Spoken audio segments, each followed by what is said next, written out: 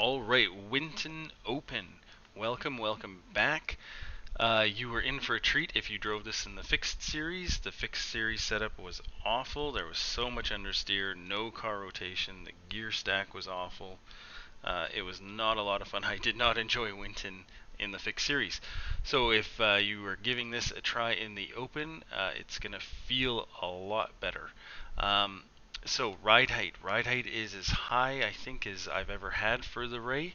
Minus 10 in the front, minus 9 in the rear. There are some curbs here that are pretty disruptive, and so that's why the ride height is up where it's at. Damper compression left at the same. Brake bias, 57.5%. I might actually go up to 58. I am sort of snatching the rear tires there, locking them up a bit on some laps. So I might just increase that to 58. So whatever you set it at, maybe just a little bit higher than normal. Spring rates, soft as they go, front and back. You need lots of grip here, lots of tight corners, lots of grip needed here, mechanical grip. Camber, cranked up, lots of tight corners. If you know my channel, you know I play around with the cambers. 1.8 on the left, 1.6 on the right. You don't have to do it. It's not gonna make a big difference on your lap time, but I think it does make a tiny difference. Toe in 1.4, you need lots of turn in here, so that is cranked up. That also helps with the braking. Camber in the rear, 1.4 on the left, 1.3 on the right, and toe in the rear is plus 0.4. Again, it's turned up a bit to help with the braking, and yeah. So in the rear, or in the bottom end of this, we got the ARB at 20. 20 is to help rotate the car. Lots of tight corners here. This is going to make the back end want to step out a little bit more. If you're learning this track for the first time or just getting familiar, you might want it at minus 15. That will make the back end a little bit more steady.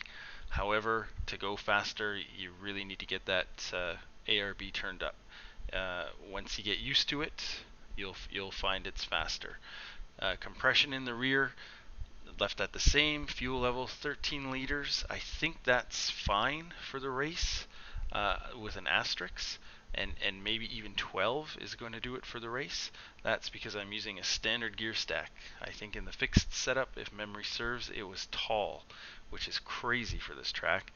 And for the open setup, iRacing has it set as short. Short, I found it's too difficult through a number of corners, whether you should be in first or second, or whether you should be in second or third. It's too uncomfortable for me. I set my fastest time with a standard gear stack. However, you are going to be compromised at the start line, so this is a track that's hard to pass on, so that's up to you whether you want to try and stick with a short and just tough it out.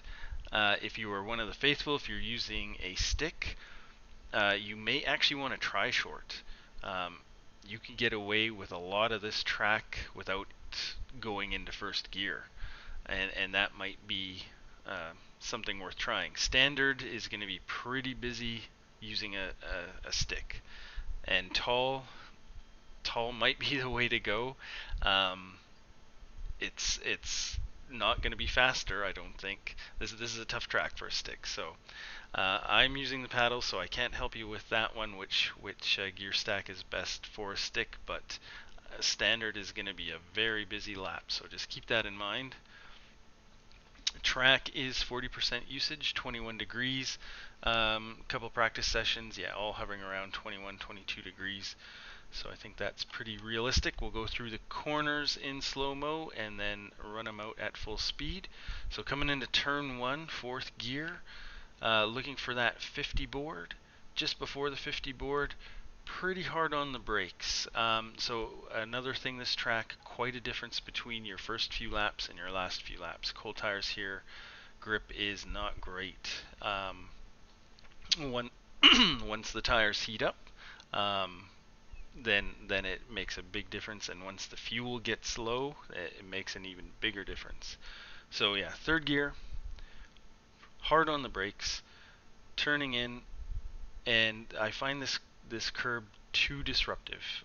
You can try jumping this curb, but it's just too disruptive for me. And then just a little blast of throttle, and then shifting down into second.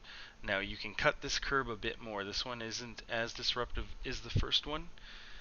I used a little bit of the curb there, just picking up the throttle into second, and make use of all the track on the left. There are these really big, nasty rumble curbs here. They are not a problem with the ride height set as it is.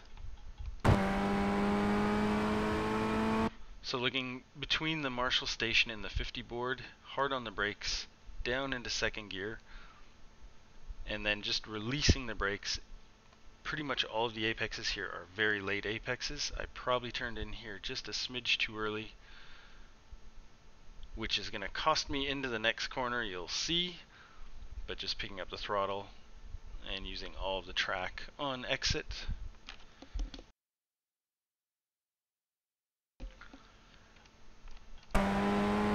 So looking for this green section here. Now normally I would be into third gear, however, little mess up and I wasn't. So turning in on that green section, you have to turn in here sharper than you think.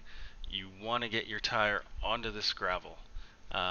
If it's not on the gravel, you're going to run wide and get an X. Not the end of the world, but you don't want to collect too many of those X's. So in third, just picking up the throttle, not stomping on it. You do have to manage the throttle here, how much grip you have to keep it within bounds. I kept it within bounds, I think, by about a millimeter. So looking for this sandy patch up here, towards the end of the sandy patch. Gonna lift, and a small lift. Colder tires, it might be a total lift, but just a bit of a lift here.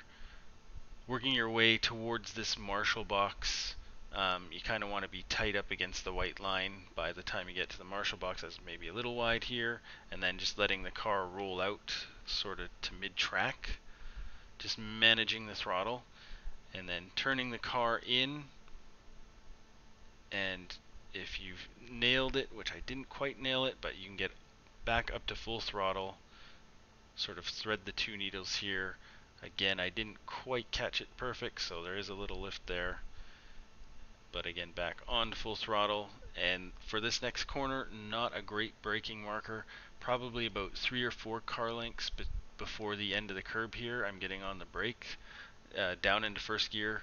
Pretty hard on the brakes. You do want to slow the car down, but you can let it roll in. If you're really hard on the brakes and you turn that wheel, you are going to spin out here. Again, late apex, and then just picking up the throttle, and again, not stomping on it, because even though that's pretty cambered corner, if you stomp on it, you can spin pretty easy. So working your way over to mid-track and looking for well, you could look for the tree or just the start of the curbs here, just before the start of the curbs. Just lifting, getting on the brakes. Again, you don't want to stomp on the brakes here in first gear, and keeping it tight up against this curb. This is going to feel really slow, but it is the fastest way through. Make sure your tires are quiet. If you're sliding, you're losing time. It's going to feel awful, but watch your delta. It's going to go green. And then just picking up the throttle and looking for the Marshall box here. This is a very tricky section. If you try and overdrive it, you're going to lose so much time through here.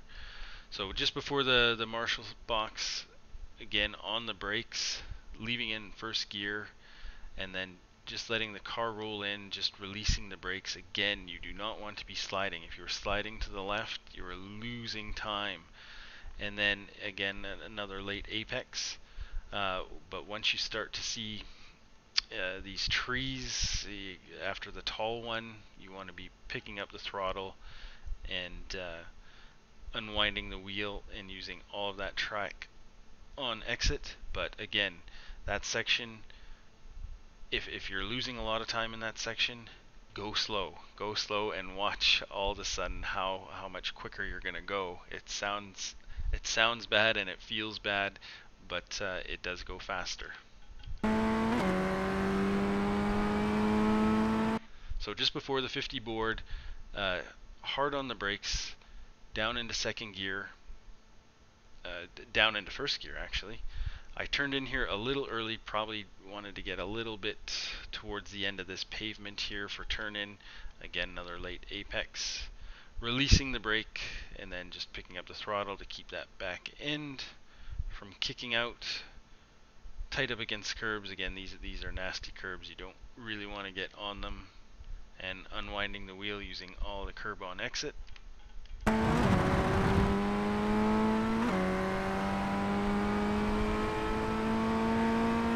So in a race, if you're drafting, you may be getting up into fourth. I'm holding it in third just because I'm about to get on the brakes. So just before that 50 board, hard on the brakes, down into second gear. And this is actually, you have to brake harder here than you think. This corner is deceptively tighter than what it looks like. Another late apex, releasing the brakes, and then just starting to pick up the throttle as you unwind the wheel. And if you come in here a little bit wide, if you get over onto the sand here a bit, you get an X. If you really go wide, you'll probably get a slowdown somewhere, but you really have to go wide for that. Expect to get a lot of X's here. Leaving it in second gear, and then at the end of the curbs here, just a little bit of brake, shifting down into first gear. Or, well, actually no brake, I guess. On cold tires though, you'll probably want to use a little bit of brake. Again, late apex, picking up the throttle.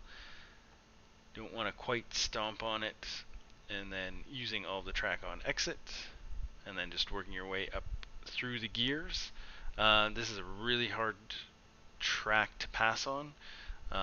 This start finish straight is probably one of your best opportunities. So watch out, make sure you nail that last corner so the guy behind you hopefully won't be able to overtake you or catch up to you. Good luck out there, we'll see you next time. So a 124 flat, definitely quick drivers are going to be in the 123s for sure, but I think a 124, low 124 is going to be competitive. So we'll run this out at full speed. We'll see you next time.